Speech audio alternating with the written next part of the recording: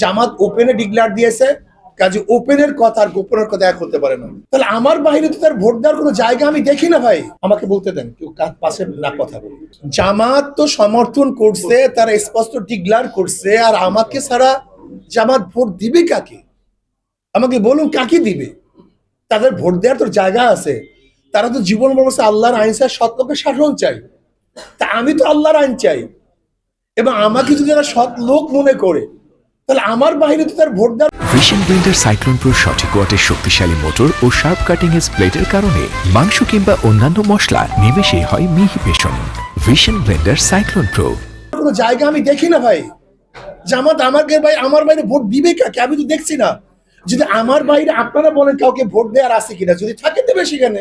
কিন্তু আমি দেখি জামাত ওপেনে ডিক্লেয়ার দিয়েছে, কাজে ওপেনের কথা আর গোপনের কথা এক হতে পারে না।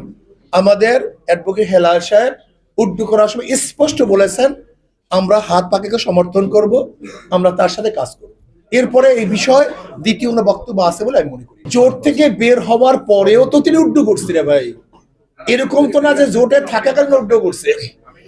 আমি যেটা বলতেছি, সে তো জোট থেকে বের হওয়ার পর উর্দু করছে, তারপরে সমর্থন করছে না। আমি সারা দেশের কথাবার্তা বলছি, যে সারা দেশের জন্য আমি বলছি হাত পাকা প্রতীকে ভোট দিবে, কোরআন সুন্নাহ শরিয়ার পক্ষে ভোট দিবে, এই ব্যাপারে আমি সবাইকে বলছি। আর বরিশালের ব্যাপারটা যেহেতু উল্লেখ করছেন, আমি স্পেসিফিক বরিশালের কথা আলোচনা করছি। আমরা স্পষ্ট বলছি, আমরা, আমাকে বলতে দেন, কেউ পাশে না কথা বলি। আমরা স্পষ্ট বলছি, আমরা ইসলামের পক্ষে একটা বাক্স, ইসলামের পক্ষে।